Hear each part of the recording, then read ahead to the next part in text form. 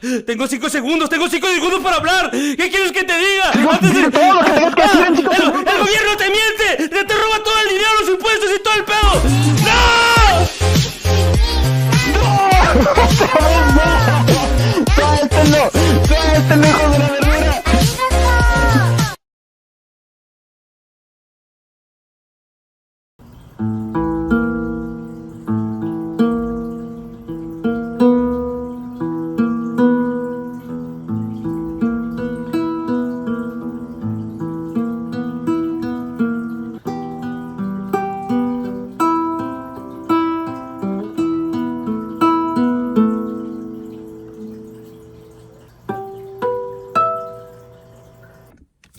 Boa noite, galera. Espero que fique bom o áudio. Tô num cenário improvisado aqui dentro do meu carro. Peguei uma luminariazinha e conectei o USB ali.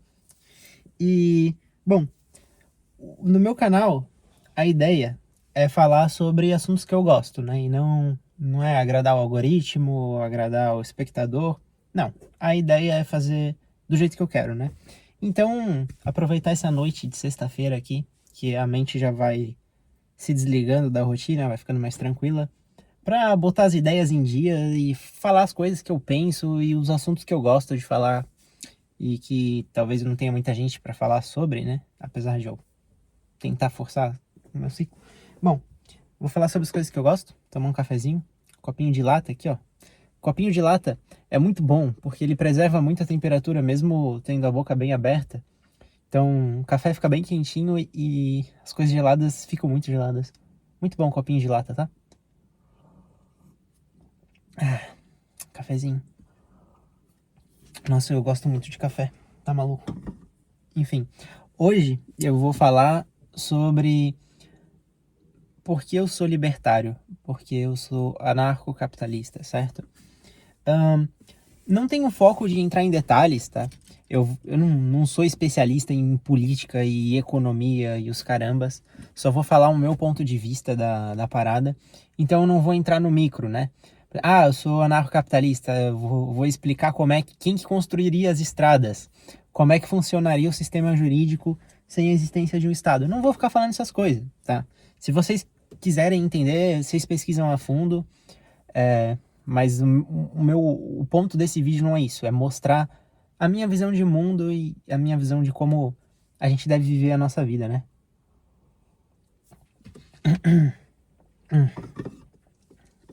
Vamos lá. Entenda a diferença entre ser liberal e libertário, tá? Eu não sou liberal, eu sou conservador. Mas eu sou libertário, que é completamente diferente. Tem alguém ali, né? É vizinho. Eu sou libertário, ou seja, eu prezo pela liberdade individual de todos os indivíduos, tá?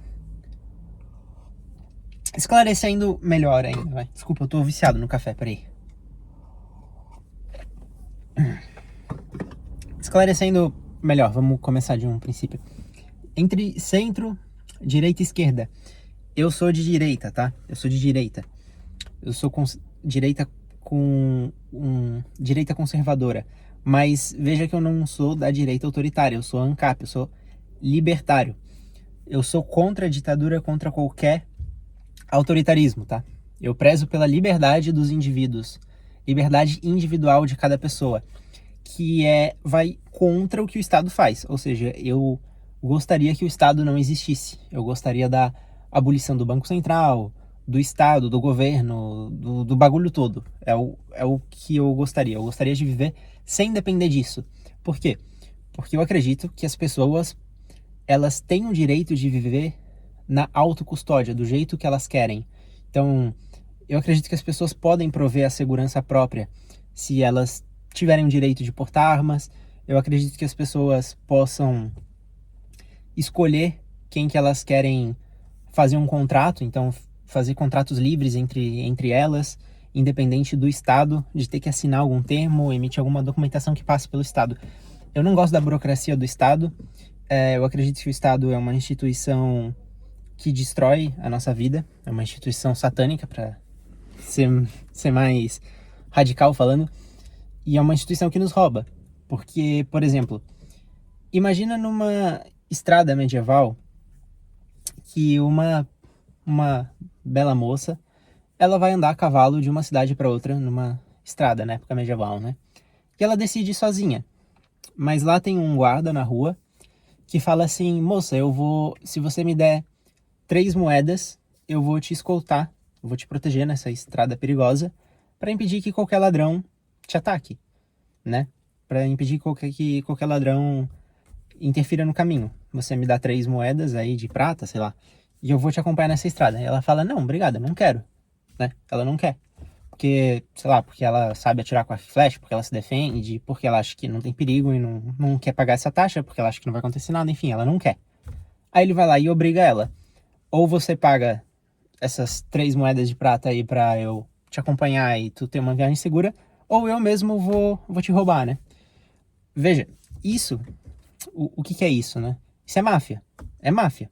Ele tá te coagindo a fazer alguma coisa, né? E é assim que o Estado age através do imposto. Então eu acredito na premissa de imposto é roubo. Eu não gosto muito daquelas frases que as pessoas ficam falando, né? Tipo, a grama do vizinho é sempre mais verde. Eu odeio esse tipo de jargão. Mas eu acredito nesse, né? Do imposto é roubo.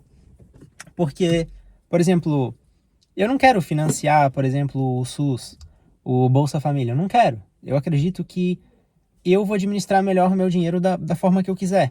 Por exemplo, eu prefiro não pagar imposto e ter mais dinheiro para escolher o médico que eu quero do que pagar imposto, ficar sem dinheiro e só ter o SUS, né?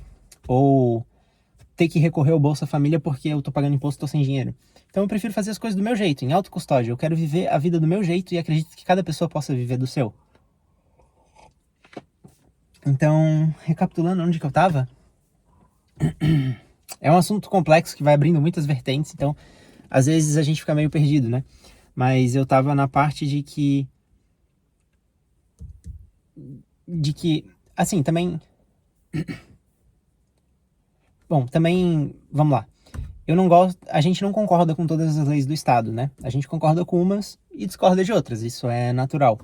E eu não acho que cada indivíduo tem que seguir as leis, né? Por exemplo, se a gente vivesse num sistema anarcocapitalista que não existisse Estado, a gente poderia viver em microcomunidades e, claro, a gente decidiria viver numa comunidade que lá as regras se adaptam ao seu pensamento, né? Mas no caso de agora, a gente não tem opção. Todo mundo vive no Brasil e tem que seguir as mesmas regras, né?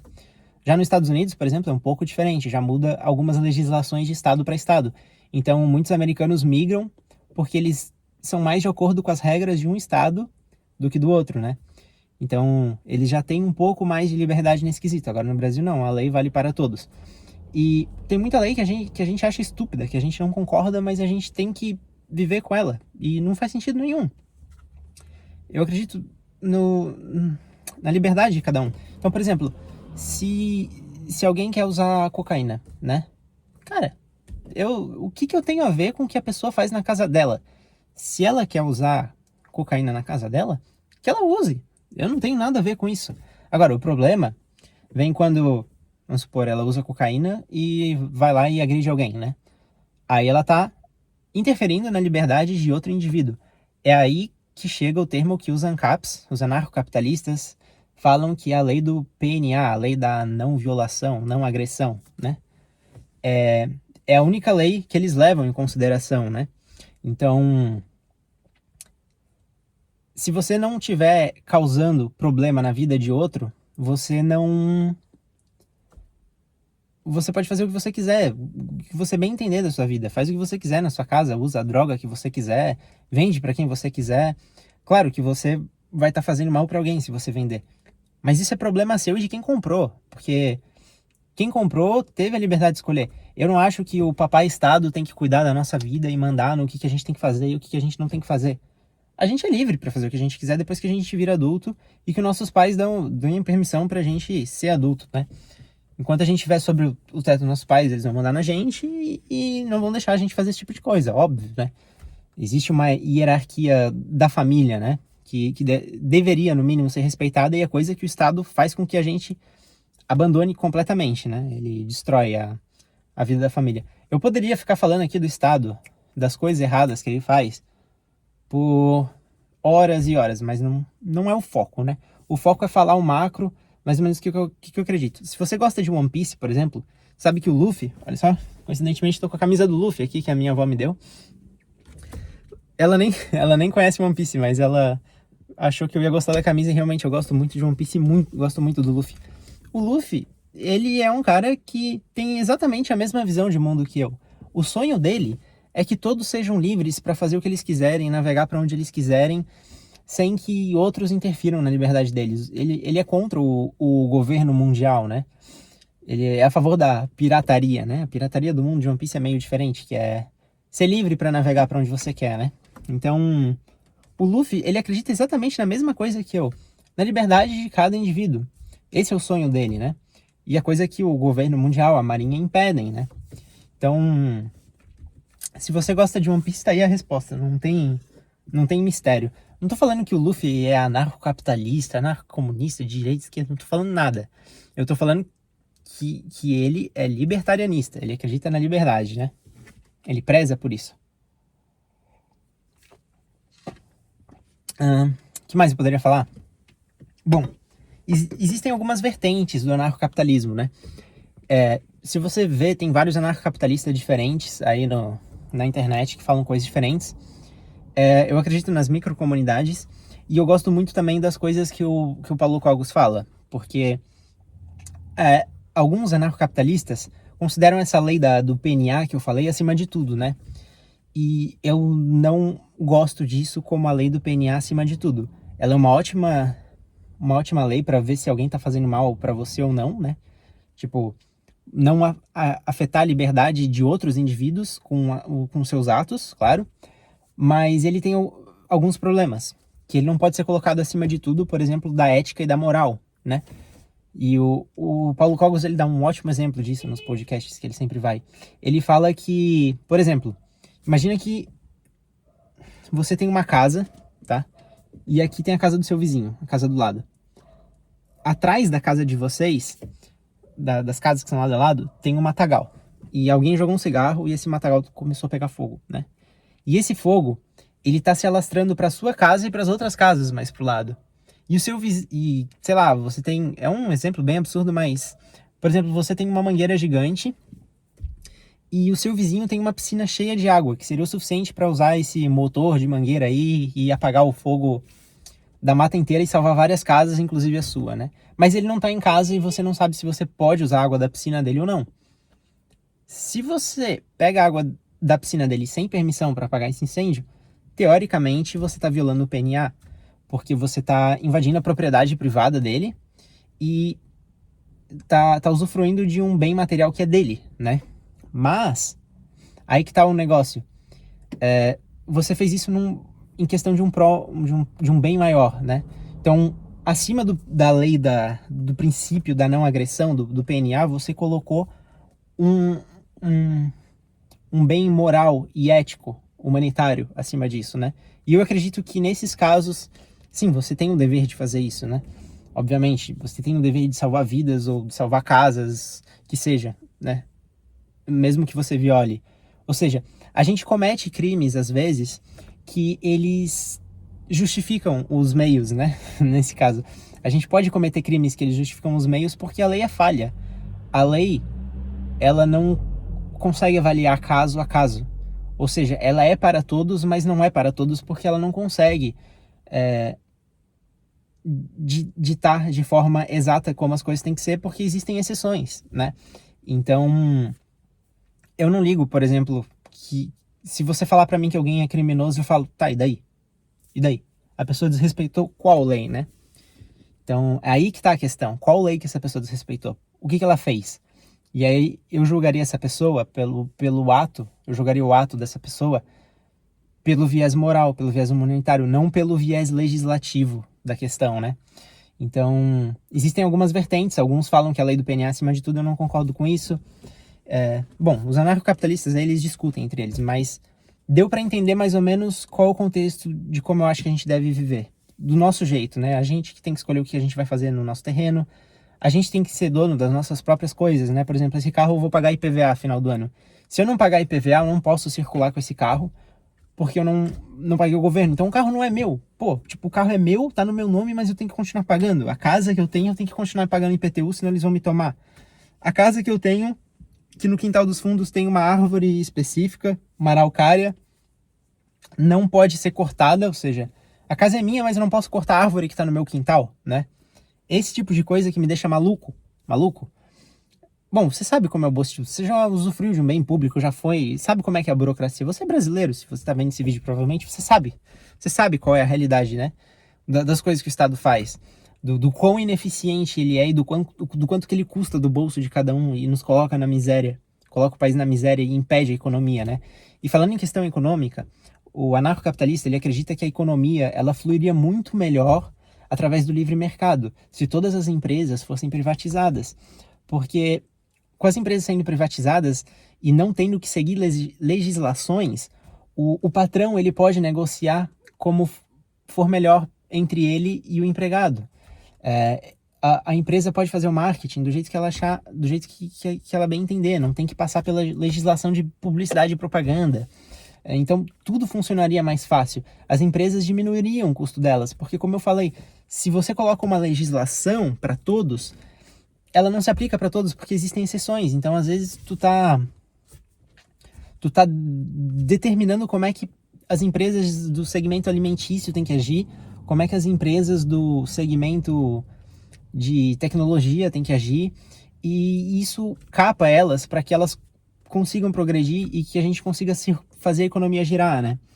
Isso dificulta tudo. O processo CLT dificulta. Então, por exemplo, se você coloca 13º, você está mais burocratizando a questão de contrato de empregado do que facilitando. Porque se você coloca o 13º, ele vai diminuir seu salário na hora de contratar, né? Porque ele sabe que ele vai pagar um salário a mais. Então, ao invés de pagar 12 salários melhores, ele vai pagar 13, um pouco com uma porcentagem reduzida para compensar. Porque, ele, querendo ou não, ele vai pagar o que ele consegue. Então, toda lei atrapalha de certa forma. E com livre mercado a gente acredita que as coisas se resolveriam de forma mais natural, né? Que o mercado criaria demanda o mercado teria demandas que seriam preenchidas, porque se tem a demanda de alguma coisa, de algum produto, algum serviço numa região, ninguém tá fazendo, alguém vai lá e vai fazer porque aquilo vai dar muito dinheiro, porque ele vai ser o único que está provendo, né? A gente teria livre concorrência entre as empresas, porque quando você coloca leis, você dificulta muito que empresas menores cresçam e cheguem no topo onde tem outras, né? E essas outras empresas, elas acabam fazendo lobby com o Estado e elas conseguem se manter lá no topo, e o monopólio acaba sendo muito maior do que através da livre concorrência. Mas aí eu também não vou entrar tanto no aspecto econômico, é só para dizer mais ou menos como é que a gente acreditaria que funcionam as coisas, e não vou ficar dando voltas, né? Aí em questões micro. Mas essa é a ideia em geral, tá? Então, o que eu desejo para você, independente que se você seja de direita, de esquerda, de centro, autoritário, não autoritário, se você quiser ser autoritário, crie uma microcomunidade privada, compre vários terrenos, monte condomínio e faça as regras lá do seu jeito. E só vai morar lá quem quer, né? Então, você pode até ser autoritário dentro do anarcocapitalismo. Eu quero que você viva do seu jeito. Eu desejo que você seja livre, ó. Seja livre e viva do seu jeito. E é isso que os libertários desejam a todos. Então, apesar deles terem algumas discordâncias, esse é o senso comum entre os anarcocapitalistas, entre os libertários, né? E existem formas de você viver, mesmo num mundo que tenha governo em todos os cantos que você vai viver, existem formas de você viver no que a gente chama de ancapistão, né? O ancapistão, ele é como se fosse o heaven, o paraíso, né? Onde você vive livre de tudo. E como que você chega no ancapistão? Você não chega fisicamente nele, porque qualquer lugar que você for morar, você vai estar no território de um país e vai estar suscetível às regras daquele governo. Mas para chegar no ancapistão, a gente usa a teoria das... Antigamente eram 5 bandeiras, hoje em dia são 7 bandeiras e já tem gente que fala que são 14. Que são várias bandeiras, vários marcos que você tem que fincar, você tem que atingir eles na sua vida e combando todos eles, você vai conseguir viver de forma mais libertária, sem depender das garras do Estado, sem se libertando das correntes do Estado, né? Então, por exemplo, a teoria de moradia. Se você tem visto de moradia em mais de um país, quando dá problema num, você consegue facilmente se mudar para o outro. Se a sua empresa ela não está associada a um país que cobra tanto imposto, ela, por exemplo, tem muitos empresários brasileiros que hoje em dia prestam serviço e eles conseguem associar a empresa deles com sede no Paraguai, tendo um endereço fictício lá, e eles conseguem abrir a empresa deles pelo Paraguai. Pelo Paraguai, eles pagam muito menos imposto, né? Mesmo prestando serviço no Brasil, fornecendo material para o Brasil, eles têm a empresa lá. Então, se você conseguir modificar onde a sua empresa está localizada, você consegue pagar menos impostos, né? Se você vive no mato, por exemplo, talvez você consiga nem pagar IPTU da sua casa, né? Então, claro, você não vai viver no meio do mato também, mas vocês entenderam o que eu tô falando. Qualquer coisa, pesquisem a teoria das bandeiras, tem a questão econômica, né? E por aí vai. E aí, na questão econômica da teoria das bandeiras, entra o Bitcoin, né? Porque você quer ter um armazenamento de dinheiro que seja inconfiscável, né? E o Bitcoin, ele é inconfiscável, porque você pode ter o seu Bitcoin offline e não tem como ninguém ter acesso à sua carteira, a não ser você mesmo, né? Com as senhas lá que você pode gerar no Bitcoin, das palavras-chave e tudo mais. Só você tem acesso ao Bitcoin. E o Bitcoin, ele é uma moeda descentralizada, diferente do governo, que é centralizado. O Bitcoin, ele é descentralizado. Então, não é um único lugar que manda, não é o Banco Central, não são os políticos que mandam. Quando a moeda é centralizada, por exemplo, o real brasileiro, você tem, por exemplo, R$100, né? E aí eles falam que a inflação ela vem do aumento dos preços dos produtos no mercado, porque o agricultor lá que faz o produto primário, ele decide aumentar o preço e aí o fornecedor desse produto que compra e leva para outro lugar aumenta o preço e aumenta em cadeia e chega no mercado mais caro, aí tu compra mais caro e aí o barbeiro que compra caro do mercado vai cobrar mais caro no serviço dele e eles falam que isso é inflação. Mas não é só isso. A inflação ela também é gerada pela impressão monetária, principalmente pela impressão monetária, e são coisas que eles não falam. Então, quando você tem R$100 em 2026, que é esse ano, em 2027, esses R$100 vai estar valendo só 80. Não é que ele vai estar valendo 80, ele vai valer 100, mas o poder de compra dele vai ser equivalente a R$80 em 2026, mas os R$100 em 2027, por causa da impressão monetária. Quando um político decide imprimir, ele vai lá e imprime o dinheiro para fazer o que ele bem quiser com o governo, e isso faz aumentar a circulação monetária no país, sendo que o país não recebeu investimento, e aí a moeda inflaciona. A moeda perde valor. Quanto mais um país imprime dinheiro, mais ele perde valor, porque mais dinheiro ele está insertando na economia e a moeda dele passa a ser menos escassa. Então, quando ele decide, se você tem todo o seu patrimônio em real, você está refém disso. Porque se ele decide imprimir lá em cima da pirâmide, da base monetária, você que está lá embaixo é o último que vai usufruir desse dinheiro que foi impresso. E quando chegar em você, a inflação já vai ter comido todo o seu patrimônio. Porque esse político, ele vai usar esse dinheiro para fazer alguma coisa que vai cair na mão de outra pessoa, que vai cair na mão de outra pessoa e vai passando entre as pessoas. E aí ele já chega inflacionado lá na base da pirâmide, que é onde você está e é onde está o seu patrimônio parado, né? Então, se você não tem o dinheiro em Bitcoin, você fica refém desse tipo de coisa, né? Alguns ANCAPs defendem o ouro, que também não é uma má escolha, tá? Você pode comprar o ouro também aí para proteger o seu patrimônio, mas não fique à mercê de uma moeda fiduciária, por exemplo, o real, por exemplo, o dólar. E existe o franco suíço, que muitos políticos também abrem conta em banco na Suíça lá, porque é um dinheiro que inflaciona muito menos. Inclusive, a Suíça é um dos países mais libertários e privatizados do mundo, né? Ele não chega a abolir o Estado completamente, mas é um dos mais próximos disso, né? Então, o Bitcoin é uma moeda excelente, por não ser confiscável e por ser descentralizada, ela está imune à perda de valor. Ela é uma moeda flacionária, não inflacionária, porque ela é cada vez mais escassa. Não vou entrar também no micro do Bitcoin, explicar como é que funciona a rede on-chain, como é que funciona a mineração, como é que funciona o halving do Bitcoin. Se você quiser entender esse tipo de coisa, vai atrás aí. Tem muito conteúdo melhor que o meu no YouTube. Eu só estou para explicar a minha filosofia de vida, tá? Mark, você tem Bitcoin? Não, eu não tenho Bitcoin ainda. Por quê? Porque todo o dinheiro que me sobra, se sobrar, né? Hoje em dia não sobra quase nada, eu invisto em mim mesmo, tá? Eu acho que isso aí também é um tipo de investimento muito bom, porque conhecimento ninguém tira de você e você pode aplicar e multiplicar o seu ganho, né? O Bitcoin não vai te deixar rico, tá? Esquece esse negócio de cripto e investimento te deixar rico. Não vai te deixar rico. O que ele vai fazer é proteger o patrimônio que você suou e lutou para conquistar, tá? Ele vai proteger o seu patrimônio. Não vai te deixar rico, tá? Por isso que eu não tenho ainda, porque o meu foco tá em resolver a minha vida. Quando eu estiver com a minha vida resolvida e estiver sobrando, estiver ganhando o suficiente para sobrar bastante, aí sim, eu vou com certeza colocar boa parte, se não quase todo o meu patrimônio em Bitcoin, tá? O que mais que eu tinha para falar nesse quesito? Nossa, é tanto assunto que isso vai gerando que chega a ser difícil de lembrar de tudo. Eu não fiz um script, né? Porque nem fazendo o script eu ia lembrar de tudo que eu tinha para falar sobre isso. Mas deixa eu lembrar.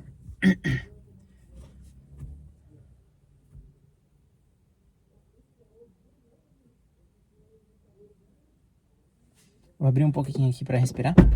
Porque eu não queria ligar o ar-condicionado para não fazer chiado, peraí. Entrar um oxigênio aqui no carro.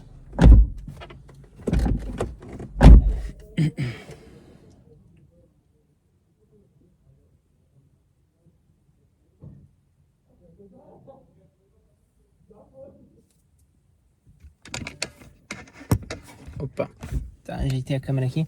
Bom, vamos pro próximo tema. Não consegui mais me lembrar o que eu ia falar anteriormente. Qualquer coisa depois eu gravo outro vídeo, mas vamos continuar. Chegar no ponto final. Por exemplo, a inflação, eu acredito que ela é mentira para você, né? Eles falam que é 4% ao ano. Não, isso aí é mentira. A real inflação é cerca de 20% ao ano, se não mais. Basta olhar para o seu poder de compra que diminui de ano para ano, tá? Então, sei lá, com R$1.000 você compra 60 pacotes de café esse ano que vem você vai comprar 12 a menos, né? Vai comprar 48, né? Já foi um 20% aí de inflação, né? Basta você ver na prática, né? Como é que é a real inflação de ano para ano. Bom, vamos lá. Onde eu quero chegar com tudo isso é que eu não confio no Estado e eu acredito que o Estado mente, e mente muito pra gente, e ele quer sodomizar a gente, transformar a gente em pessoas cada vez mais incapazes tanto de agir quanto pensar por si próprias, né? Então, posso até parecer conspiracionista aí, mas eu garanto que eu não sou. O Estado, ele quer destruir a sua família, para que você não tenha apoio familiar, e ele te deu o apoio familiar, ele te deu os auxílios monetários para que você continue sobrevivendo na miséria. A Receita Federal, ela vai fazer o cálculo muito bem feito para conseguir sugar tudo que ela pode de você, para você viver no limite. Você sempre vai viver no limite da miséria, sempre no limite, do limite. Vai endividar a classe média, vai endividar os pobres, vai endividar todo mundo. Ela sempre vai fazer com que você viva na miséria, para que você continue dependendo deles e seja à mercê deles, né? Até por isso que o governo não deixa a gente estar armado, né? Porque se aquelas passeatas que eles quebraram o Congresso Nacional, por exemplo, com a polícia lá barrando, imagina se o povo tivesse armado, como é que ia ser o bagulho, né? Então, eu acredito que o Estado, ele tá aqui para destruir a nossa vida, tá aqui para tornar a nossa vida algo miserável. E eu tenho um ódio mortal do Estado, mortal. Cada dia que passa tem alguma coisa que acontece no Brasil, que acontece ao meu entorno, ao meu redor, que me deixa mais irritado ainda com o Estado, tá? Então, eu quero que o Estado exploda, eu quero que não exista mais político, que esses caras percam cargo e que a gente pare de pagar o salário deles, como diria o Milei, né? Afuera! Não sei o que, cargo não sei o que, afuera! É tudo, né? Eu quero acabar com o governo mundial, né? Aqui, ó. Chapéu de palha, mano. Igual a galera do Nepal lá, levantando as bandeiras do One Piece. Chicoteando os políticos lá. Pá, pá. Esses caras mentem, né? a busca humana pelo poder corrompe todos eles, né? Os políticos são todos corrompidos. É o anel de Sauron. A política, o poder político é o anel de Sauron, né? Então, o meu sonho é acabar com tudo isso. Agora, sendo realista, isso não vai acontecer. Não agora, né? Não num futuro próximo. E assim, claro que toda a sociedade, ela tem o seu ponto final, né? Todas as civilizações aí que a gente teve na história, elas tiveram o seu desfecho para se transformar em um novo sistema, né? Hoje eles dizem que a gente vive numa democracia. A gente vive numa ditadura. Se você prestar atenção na situação do país, a gente vive numa ditadura, né? Com cada vez mais censura, a gente vive numa ditadura. A gente tá vendo uma ditadura e eu tenho certeza que isso vai ser datado aí nos livros de história aí que o pessoal vai estudar no futuro. Claro, se eles não modificarem a história também, né? Então, o governo te mente. E não acredite nas coisas que o governo fala. Não acredite. E quando inclui o governo, por exemplo, eu cheguei num ponto que eu não consigo acreditar no que a universidade ensina, no que as escolas ensinam. Eu não consigo mais acreditar nessas coisas, né? A escola, ela ensina política errada, ela ensina história de forma errada, ela vai te ensinar tudo errado. Aí a sua criança vai ser educada pelo Estado, ela vai voltar para casa e depois você vai ter que reeducar ela.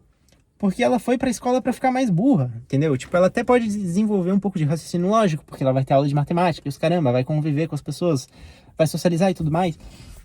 Mas, tipo, o Estado não permite que você faça homeschooling, ele não permite que você eduque a sua própria criança, ele quer educar. E existem muitos estudos que falam que os seus filhos, eles são 30% do que você é e 70% do que eles vivem, né? E se eles vão para a escola, eles vão viver esse 70% fora do seu controle e você perde o seu filho para o Estado. Se você educar ele em casa, o conselho tutelar toma a criança de você. Ou seja, nem o meu filho é meu, pô. Nem o meu filho é meu. Entende? Então, é um ódio imensurável do Estado, tá? Hoje em dia, se eu não me engano, antigamente você podia educar sua criança em casa até os 7 anos, né? Até ela terminar o jardim de infância. Hoje em dia, até os 4, 5 anos. Se o seu filho não estiver na escola, o conselho tutelar vai pegar a sua criança. Que é um absurdo, né? Um absurdo. Então, proteja seu patrimônio, aplique a teoria das 7 bandeiras, não obedeça o Estado, sonegue imposto, não dê dinheiro pro Estado. Fica com você, sonega. E se você puder pegar de volta, que você pode, pegue.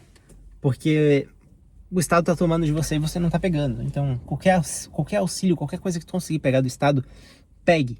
Como eu falei, que no outro vídeo lá, anterior, eu falei que usava o SUS, eu uso. Porque eu tenho que pegar o mínimo que eu posso de volta pra mim, porque eles estão tomando muito mais de mim, né?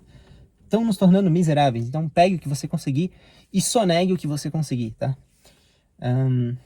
Não sei se eu tenho mais alguma coisa pra falar, mas não acredite no Estado, né? E aí entra as coisas mais conspiracionistas. Mas, por exemplo, de não acreditar em político, não acreditar em governo.